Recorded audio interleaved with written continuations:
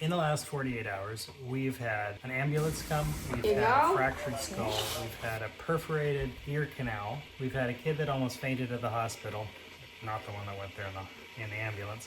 We've had a subdural hematoma, 2 CT scans, not a whole lot of sleep, and a good remembrance of what's important in life.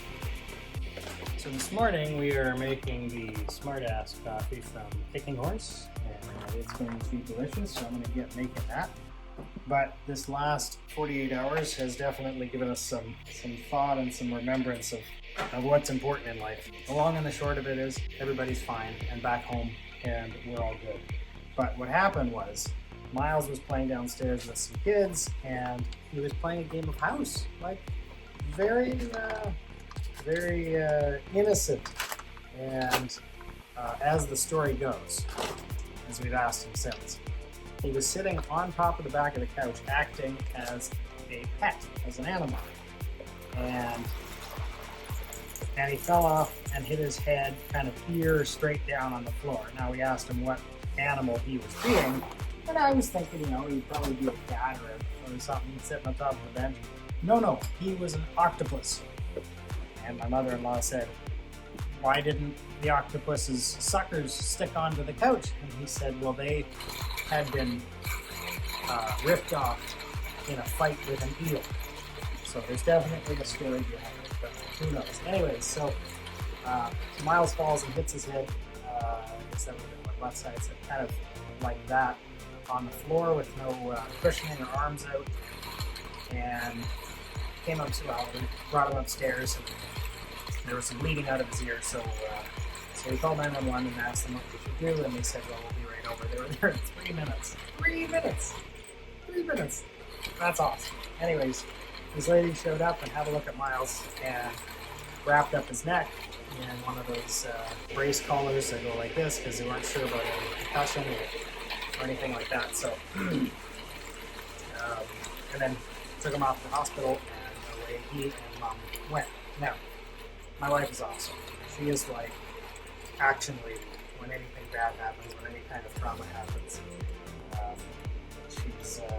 She's right in there with it, making sure everything's going straight, and she's straight-headed. Frankly, she's awesome that way. So off she went, and the rest of us just kind of waited. There were people over at the time, and so we stayed and waited. Anyways, long story short is the doctor wanted a CAT scan to find out if there were any problems, and sure enough, there was. Well, I gotta get my filters here in a second. Super duper travel filters. So he had actually fractured his skull at the back of his head, and that fracture punctured his ear canal. Now, not his eardrum, but his ear canal. We didn't know that at the time, and there was a concern of hearing loss, but so far that seems to not be an issue. But anyways, that caused bleeding in the ear, and it didn't really stop very quickly. So it was several hours, it was still weeping. So anyways, Sherry got that word and saw the ER doctor, the pediatrician, and all that kind of stuff. And they sent the results down to a bigger hospital. And they said there was a subdural hematoma in his head. So right under here, there was bleeding under the skull, outside of the brain. So at least it wasn't inside the brain. So anyways, they weren't going to let him home until they had another CT scan 12 hours after the incident to find out if it was getting better or worse in his head. There was change or no change. And yes, I can stop by the store and get some hot chocolate today. So of course, while he's in the hospital, they take blood and do samples and tests, and Myles hates needles. I mean, I'm not sure that there's a whole lot of people who love needles, but anyways, he doesn't like needles. So the worst part for him being in the hospital was, what did you say, the worst part of it being in the hospital was the medicine they gave and then the blood taking. I asked him what the medicine tasted like, and he said it was like eating 3 mushrooms. So, that's bad. Yes, Jack? I would like to point out a joke. Go ahead. Come in. I said to Myles, she said to Myles, they miss you, and waiting for an answer, I'm not dead. What a treat.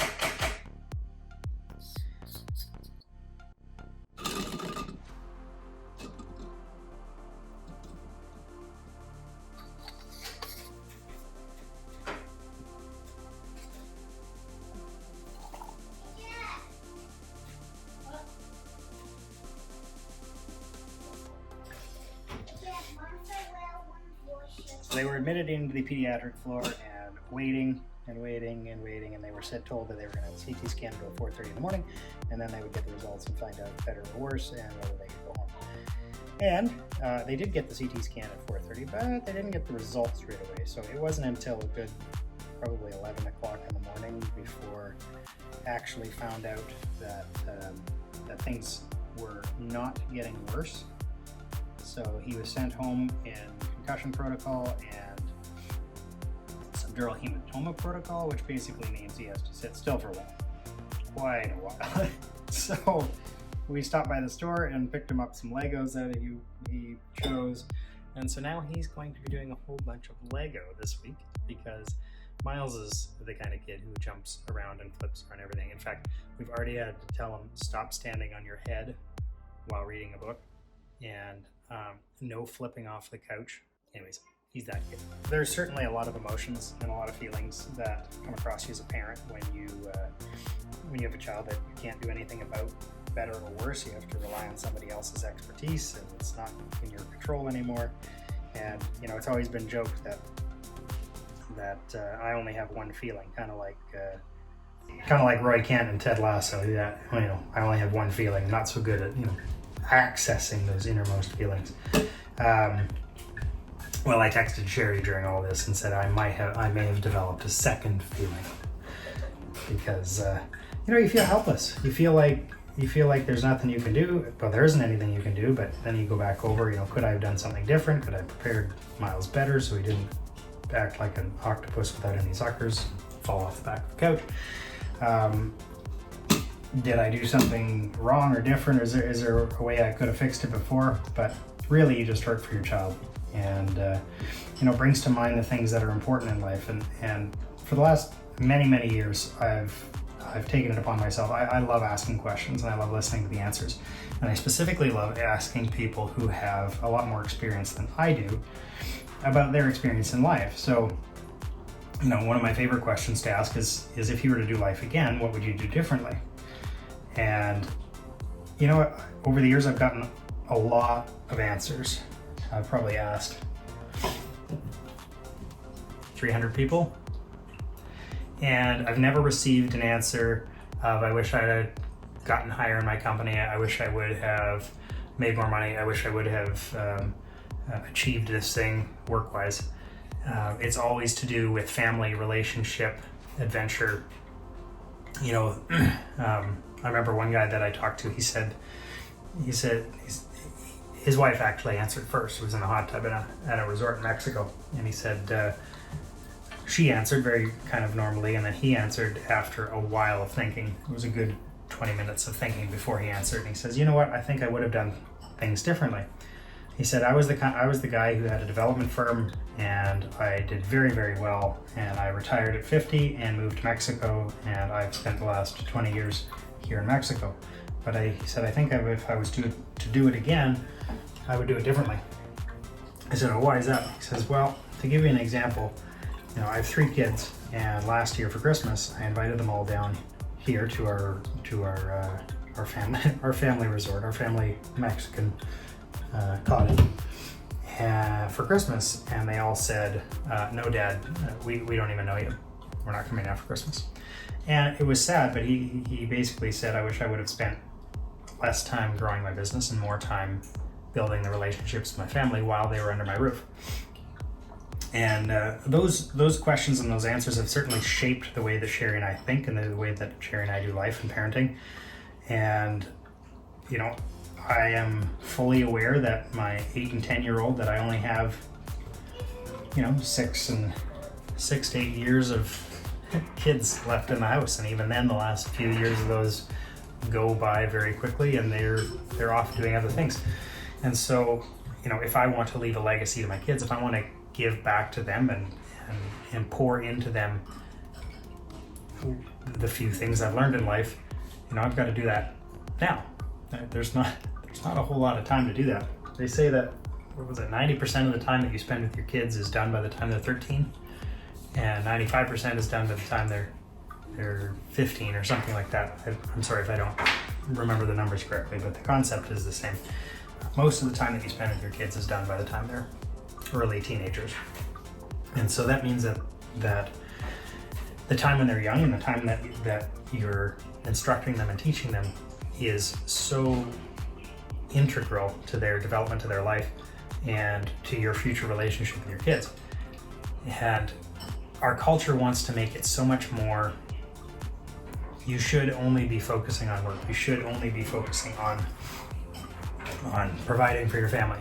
Now, it's important. That's certainly part of it. But what about the rest of the time?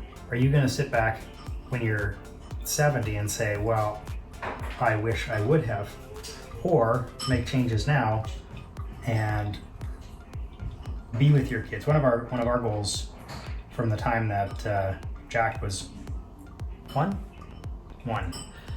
is we said we wanted to be with our kids as they grew up. Basically, we want to live with them. We grew them. Now we want to grow with them. And for the most part, for the last 10 years, we've done that. And the choices we've made in business and in work and in life have tended towards being able to spend more time with our kids.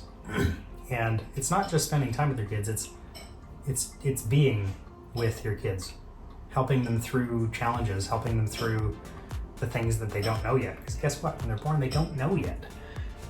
One of my favorite stories there is a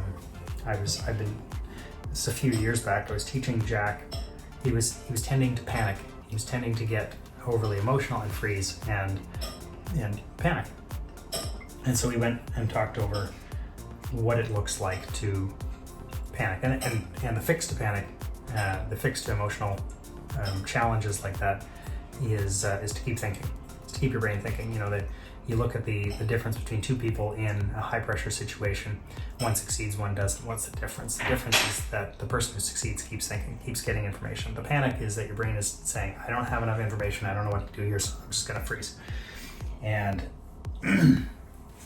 the ability to keep thinking is a choice, and it's practice, and it's a muscle that you can make better or worse. And so anyways, knowing this, Jack was swimming in the ocean, like right at the shore, but he was at a different place than we normally swim when we're in Mexico. I got 2 infinity keys. And the wave came up fairly large, and he panicked. And so I jumped in, grabbed him, pulled him out, and then we talked about it. And I said, this feeling that you're feeling right now is called panic, and it just means that you haven't got enough information. You need to keep thinking. Now, if you're in the water and you panic, you'll drown. There's a story here in town a couple of years ago. A lady in a 6 foot deep pool at a hotel drowned because she got into the deep end and didn't know what to do and panicked. And it was all caught on camera because she was doing a little selfie thing. And it's just a matter of, well, you could have just dropped to the bottom and hopped up, but you didn't think of that because you stopped thinking. Well, anyways, so I said, hey, Jack was very emotional, and I said, do you understand? Yes, I understand. So then I threw him back into the water right then. Like, okay, we're gonna apply this lesson. Now, he didn't like me at that point. But that's what he needed. He needed to be able to take that lesson and to apply it. And so he was still crying, but he moved his legs, he moved his arm. Is there something more I can do to stay afloat? And he can swim. So yeah, there's plenty he could do to stay afloat. But anyways, he did it. I grabbed him back out of the water, and then nothing for a little while. Talked about it later. Fast forward about 2 months. It's winter time. In the driveway, he's driving the ATV around, and he's doing drifts, slides, sideways on the ATV. Anyways, and he's going back and forth, having a great time. So I'm looking out the window, and all of a sudden, I see him drift and keep going straight, and he's heading straight towards a wall. And it's like, ooh, that's not good. He's going to crash into that wall. So I'm ready to run out the door, and you could see his body, and he you could see he knew he was going towards the wall. He went, like, it was just stiff. And then he, in half a second, went, you could see him relax, look left, turn, and miss the wall and stopped. And he jumped off the ATV and he was so excited. He says, Dad, Dad, Dad, did you see that? Did you see that? Yeah, I saw it. And we went out and gave a big chest bump. And I didn't panic. But the thing is, he learned a lesson. And over the last 3 years, he's done awesome. Now, this was super tested last year. We were playing a golf tournament down in Mexico. He was playing a golf tournament down in Mexico. And he met a guy there who was a surfer from California. 10 years old, 11 years old. Anyways, this kid could surf, and he was a foot taller than Jack. And Jack had a boogie board, that's all, not a surfboard. So we went out to the surfing spot, and they were just kind of paddling in the shallow water. And then the bigger kid's like, hey, let's head out to the waves. And Jack's like, okay, let's do it. Now, 2 things. I chose to let him go, and 2, he was probably too far for me to yell anyways with the sound of the water. So it's like, okay, well, he's got to make his choices. He's got his boogie board, and he doesn't have a strap on it because we just play with boogie boards right by the edge of the water. Anyways, they get out a long ways. Further than I enjoyed as a parent. And as they're getting close to the waves, Jack, a fairly small wave, but a big enough wave, comes up on him. And all waves look big when you're sitting on the top of the water. And comes up on him and flips him over.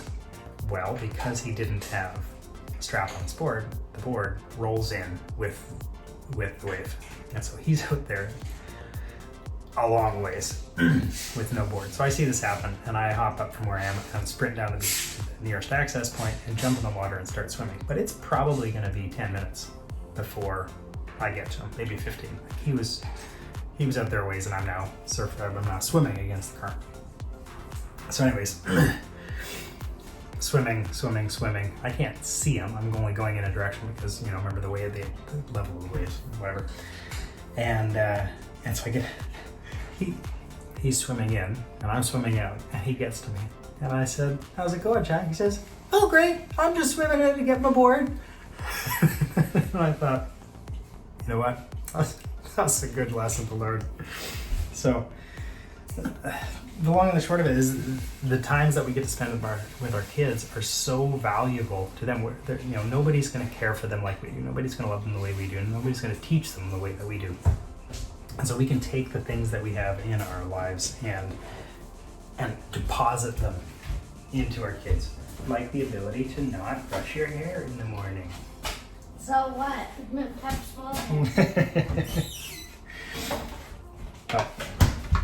Parenting is one of the best journeys in the world. There are days that it's the worst. Like when your kid has to get rushed off to the hospital in an ambulance. It's not good. It doesn't feel good. It's not fun. It makes you cry.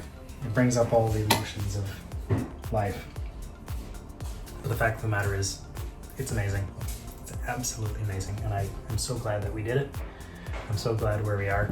And a day like yesterday puts into perspective how important it is to enjoy our family, to enjoy those that we're privileged to be able to get to spend our life with. So it appears as if our coffee is done and ready. Get rid of the beans. Grab our vanilla. I like vanilla. My coffee. This is a sugar-free, skinny syrups vanilla. In Canada, we buy from Winners when they have it. Like so. And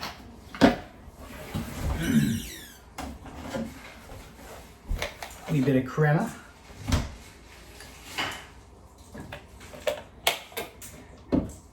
We got one Yeti lid.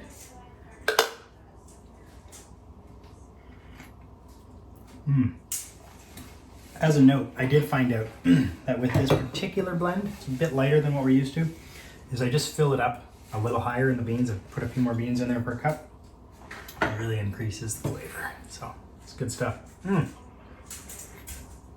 That is a good cup of coffee. And you know what that is? That right there is a happy wife.